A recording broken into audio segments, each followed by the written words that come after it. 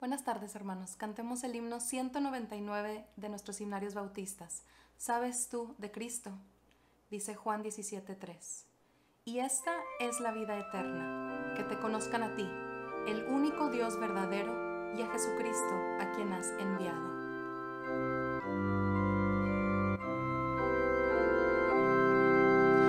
Vives cansado y triste,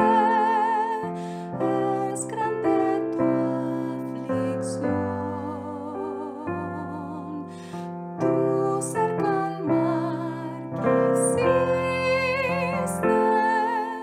buscas feliz protección. ¿Sabes tú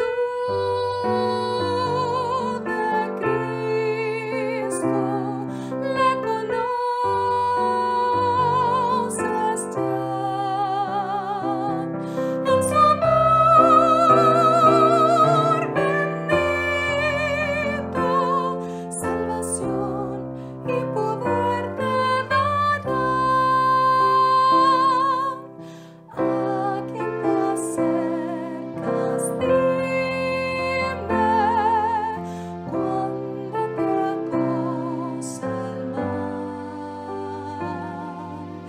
y cuando tu alma gime, ¿quién es tu paz eterna? ¿Sabes tú de Cristo? ¿Le conoces ya? En su amor bendito, salvación y poder te dará. En tus desilusiones, tu llanto enjugará. En rudas tentaciones, tu presión contestará. ¿Sabes tú de Cristo? ¿Le conoces ya? En su amor bendito, salvación y poder te dará.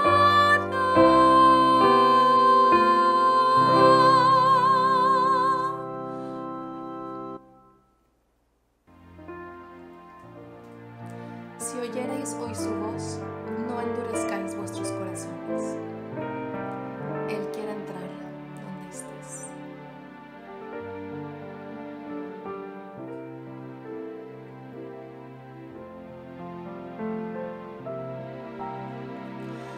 En tu alma desea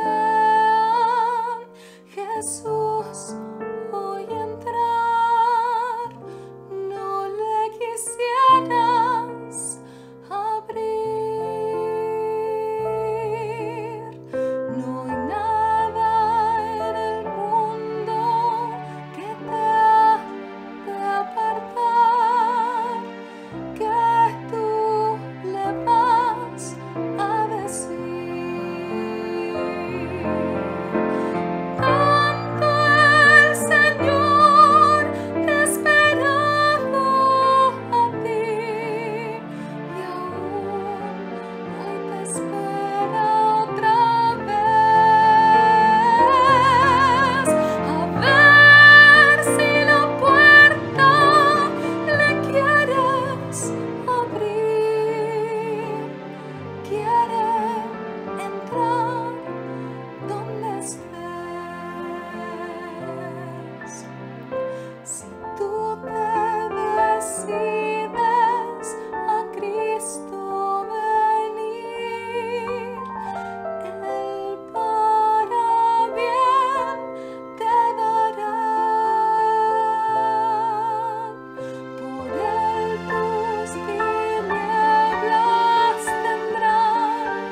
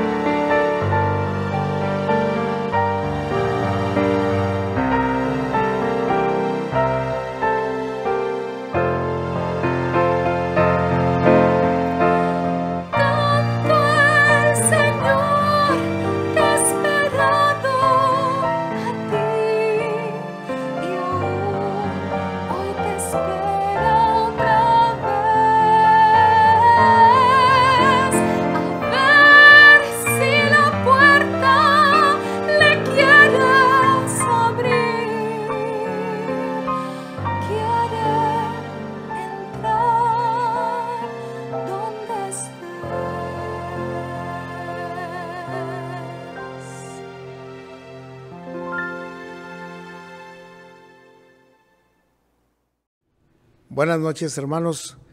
Este es el culto vespertino. Tenemos a muchos invitados que hemos comunicado la señal para que puedan conectarse. Y ustedes también pueden mandar la señal a otros para que se conecten. E inclusive se puede mandar tarde y la ven más tarde o mañana este culto, estas alabanzas y este mensaje. Es un mensaje basado en Romanos 9, cuando el apóstol Pablo defiende o trata el asunto de los judíos de Israel, porque Israel rechazó al Señor Jesucristo y lo crucificó. Y no solo lo condenó a muerte, lo pidió su crucifixión, sino que siguió sin creer en él por las edades, aún hasta hoy. El pueblo judío no es cristiano. Y eso es algo que, sin lugar a dudas, nos duele a todos. Pero a Pablo le dolía mucho más porque eran sus hermanos, según la carne, según la sangre. Y él hubiera querido que todos ellos obedecieran al Evangelio de Jesucristo. Pero no fue así. Hoy hay muchas profecías y muchas escatologías pensando que Israel sigue siendo el pueblo de Dios y que es el reloj profético de Dios, y lo que pasa en Israel va a afectar a todo el mundo, porque se tiene a Israel como el pueblo de Dios todavía, a pesar de que sigue sin aceptar a Jesucristo como Señor, como Salvador y como Dios.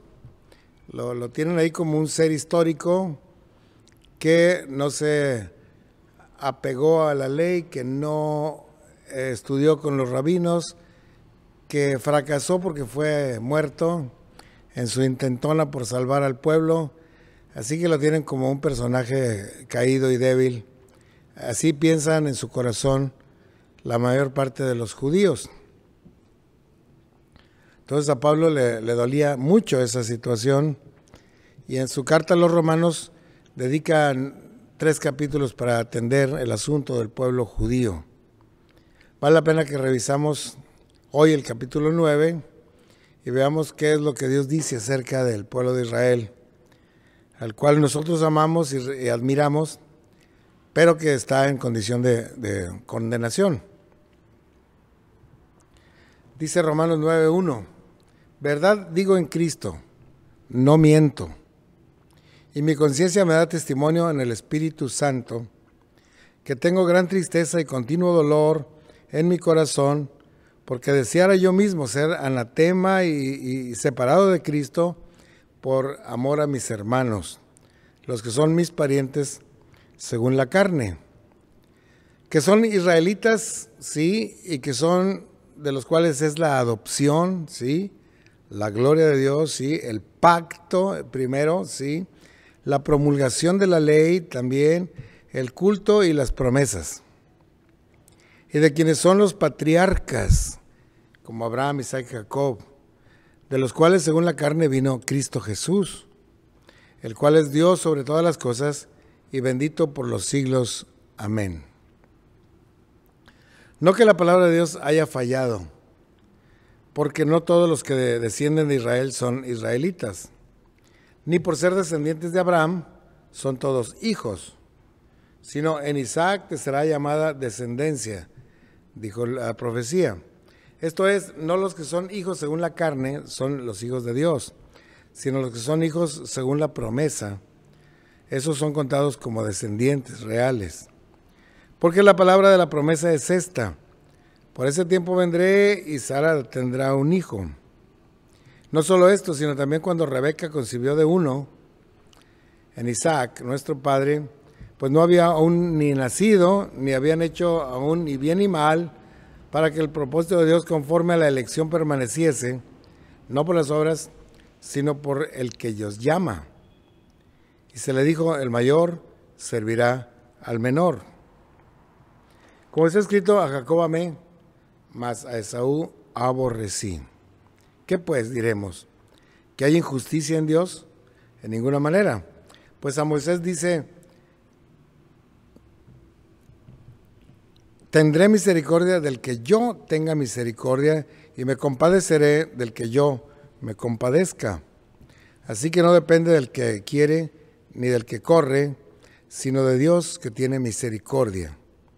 Porque la Escritura dice a Faraón: para esto mismo te he levantado, para mostrar en ti mi poder y para que mi nombre sea anunciado por toda la tierra. De manera que de quien quiere, tiene misericordia, y del que quiere endurecer, el Señor endurece. Pero me dirás, entonces, ¿por qué pues inculpa? Porque ¿quién ha resistido su voluntad? Pero antes, oh hombre, ¿quién eres tú para que alterques con Dios? Dirá el vaso de barro al que lo formó: ¿por qué me has hecho así? ¿O no tiene potestad el alfarero sobre el barro para hacer del mismo masa un vaso para honra y uno para deshonra? Hasta ahí termina el pasaje. Es un mensaje muy profundo, porque sin lugar a dudas Dios escogió a Israel como el pueblo santo, el pueblo amado, el pueblo separado de entre las naciones. Y los formó, los sacó de Egipto, les entregó una tierra prometida, les dio reyes, les dio los profetas, les dio la ley de Moisés y muchas señales gloriosas de la presencia de Dios con ellos. Sí. Y sin embargo, Israel rechazó al Hijo de Dios, Cristo Jesús. Con todas esas ventajas, con toda esa bendición que se ve en el Antiguo Testamento. Y hoy los judíos no creen.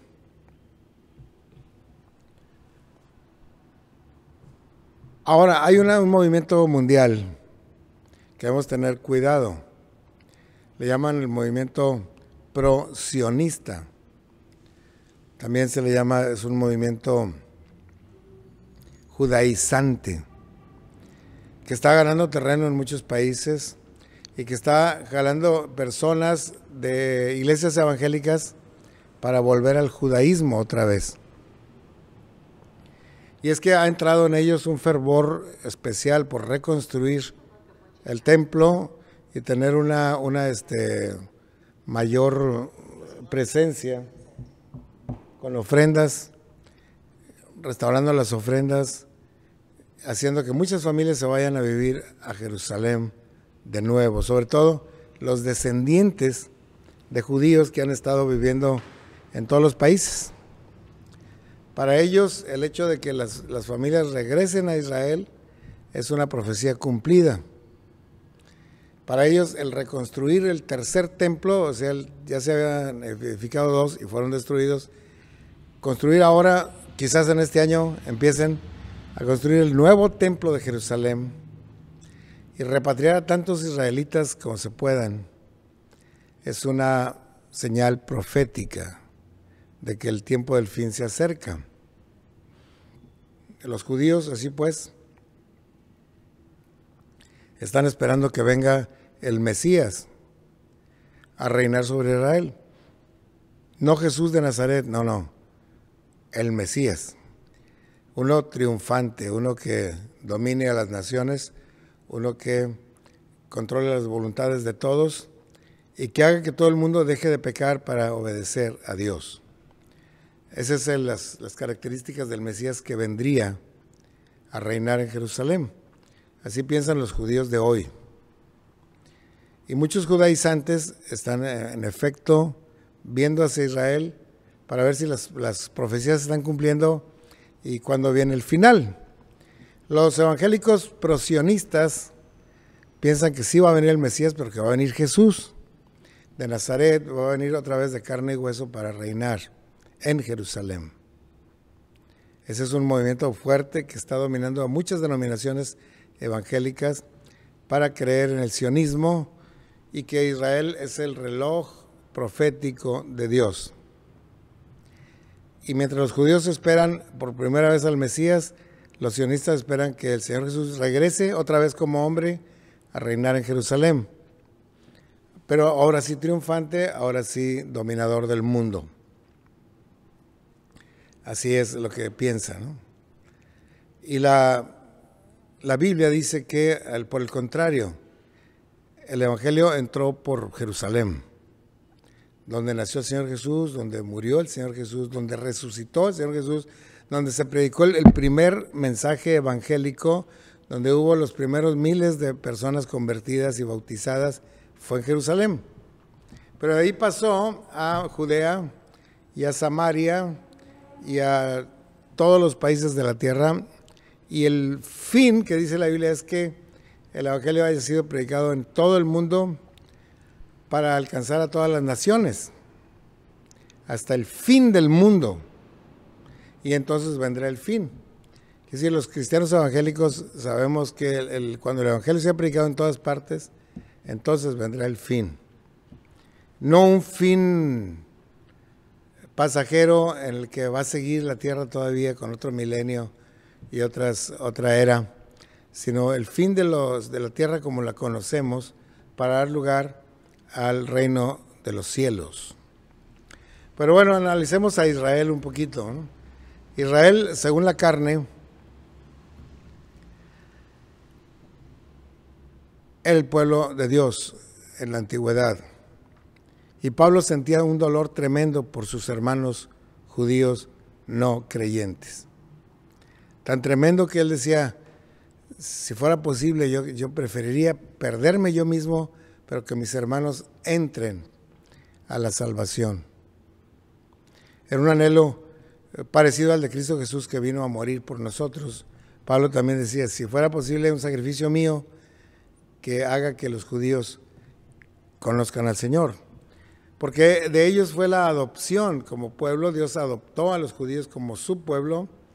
Ellos fueron el pueblo llamado por Dios, fueron depositarios de la ley a través de Moisés, vieron la gloria de Dios no solo allá en el monte Horeb, sino también cuidándolos por el desierto, cruzando el Mar Rojo, cruzando el río Jordán. Vieron cómo Dios les dio victoria sobre los pueblos de Canaán para tener la tierra prometida. Ellos ejercieron el culto al Altísimo. Ellos recibieron las profecías de todos, desde los primeros profetas hasta Malaquías, las recibieron los judíos. Y junto con las profecías recibieron las promesas de Dios, que son inquebrantables. Y que por eso muchos piensan, todo lo que Dios prometió a través de los profetas a su pueblo Israel, lo va a cumplir. ¿Cuándo? Pues en el futuro, en un milenio. Así piensan los premilenialistas y los prosionistas y los judaizantes. Porque Israel recibió las profecías, recibió las promesas, son descendientes directos de Abraham, y esa descendencia de Abraham fue la descendencia del Señor Jesús también. Y nada más un defecto tienen los judíos: han sido incrédulos al Hijo de Dios. Tienen otros defectos, ¿no? Eran desobedientes de la ley, eran egoístas, eran violentos, eran idólatras, pero el pecado más grave es rechazar al Señor Jesucristo. Ese pecado todavía la mayoría de los israelitas lo comete cada día. Y cada vez que alguien les habla de Cristo, hablan mal de Jesús, y quisiéramos evitar que hablen mal de Jesús, pero es necesario compartir el Evangelio con ellos. Ahora, ya la Biblia en el Antiguo Testamento señalaba que el pueblo de Dios, aun cuando fue pueblo de Dios Israel, iba a ser destruido, iba a ser diseminado, y que sin embargo Dios iba a mantener un remanente que sí se salvaría. Si bien Israel falló como nación al desechar al Hijo de Dios, los primeros cristianos, no obstante, fueron judíos. Todos los apóstoles, los primeros miles de creyentes fueron judíos. Así que la salvación entró por Jerusalén. Tal vez siguió siendo una minoría y la gran mayoría no creyó. Ok. En Isaías 10:22 dice, porque si tu pueblo, oh Israel, fuere como las arenas del mar, el remanente de él volverá y en la destrucción rebosará la justicia. Quiero decir, a pesar de que son muy pocos los que se van a rescatar al final, sí habrá salvos del pueblo de Israel. Sí habrá. Y no poquitos, sino un buen número. No la mayoría, pero sí un buen número. La Biblia dice el remanente, los que quedaron al final para ser salvos. Veíamos, mi esposa y yo, unos documentales acerca de Jerusalén y Tel Aviv y cómo viven los judíos hoy en día, cómo es su fe, cómo ejercen su religión. Y vimos que en las principales plazas y en las redes del internet, Jesucristo está siendo predicado con toda intensidad allá en Jerusalén y en Tel Aviv y en otras ciudades. Y hay gente que está obedeciendo y recibiendo a Cristo, de los israelitas. Y eso nos da mucho gusto porque sabemos que la palabra de Dios no vuelve vacía. Pero a todo aquel que rechaza a Jesucristo está perdido todavía, aunque haya sido muy buena persona, aunque haya hecho grandes obras de beneficencia, aunque haya sido un líder que ayudó al pueblo. Si rechaza a Cristo, está condenado. Dice allá en el Evangelio de San Juan, capítulo 3, el que cree en el Hijo tiene vida eterna, mas el que es incrédulo al Hijo no verá la vida, sino que la ira de Dios estará sobre él. Y sigue diciendo, porque será condenado porque no creyó en el Hijo unigénito del Padre. Quiero decir, creyó en muchas cosas, pero no en Cristo, está perdido. Así que eso debemos entenderlo. Sí entró la salvación primeramente por los judíos y luego a los griegos y luego a los romanos y así se vino hasta los mexicanos. Los judaizantes dicen, no, de aquí se van a ir todas las familias a Israel y allá van a conocer al nuevo Mesías y entonces serán una gran nación. Esa es su forma de interpretarlo. En Isaías 1:9 dice, si Jehová de los ejércitos no nos hubiese dejado un resto pequeño, seríamos como Sodoma. O sea, muy pocos. Entonces el Señor habla de salvación para los hijos de la promesa, no para los hijos de la carne, no para los hijos de la sangre, sino para los hijos de la promesa. ¿Se acuerdan que Juan enseñaba en su evangelio en el primer capítulo? Dice, a los suyos vino y los suyos no lo recibieron, pero a los que le recibieron, a los que creen en su nombre del Hijo de Dios, Dios les da potestad de ser llamados hijos de Dios, los cuales no son engendrados ni de carne, ni de voluntad de sangre, ni de voluntad de varón, sino de Dios.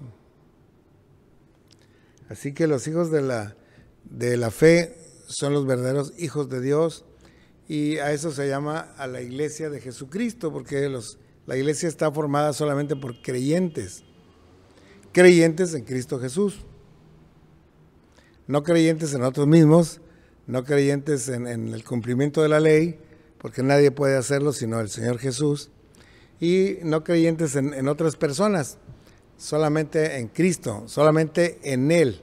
La salvación está en Él.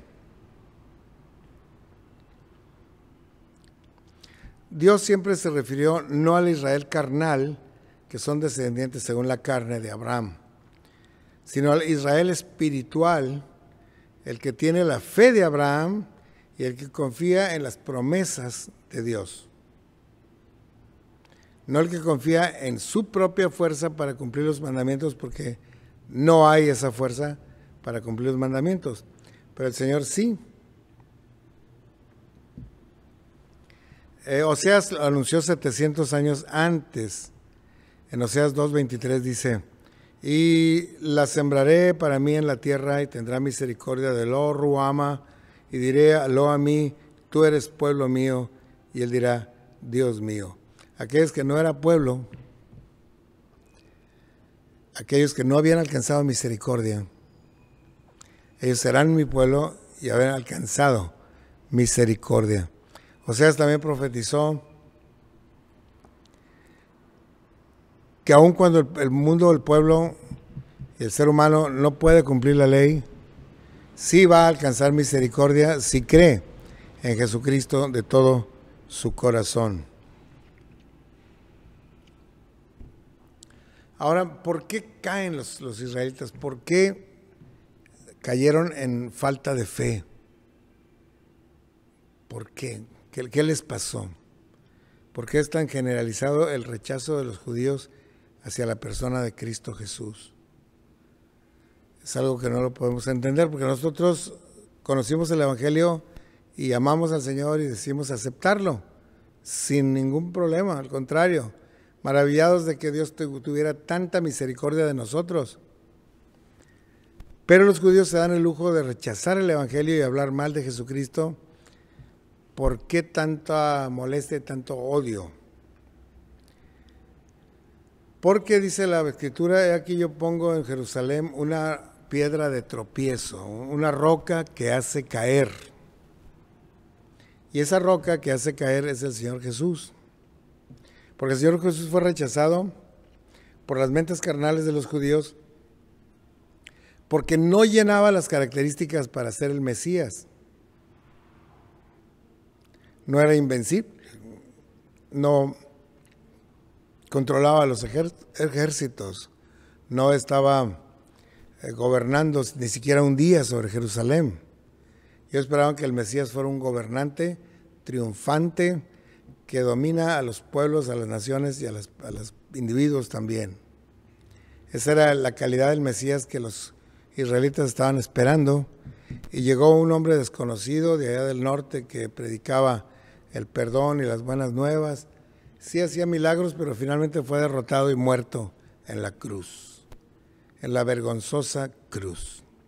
Así que para ellos no existe el Señor Jesús como Mesías. Pero siendo Jesús el único camino a la salvación, el único camino que un pecador puede seguir para ser salvo, el que rechaza al Señor Jesucristo tropieza y cae. Porque no hay otra esperanza de salvación en nadie más. Yo creo en Pedro, yo creo en Pablo, yo creo en María Santísima, yo creo en la Santa Muerte. No hay otro camino, no hay otro nombre dado a los hombres en el cual podamos ser salvos. Debajo del cielo no hay. Así que ahí viene la roca que hace caer. La mayoría de los fariseos y los escribas tropezaron con la piedra de Jesús. Y en vez de aceptarlo como Señor y Salvador, lo crucificaron como un hereje.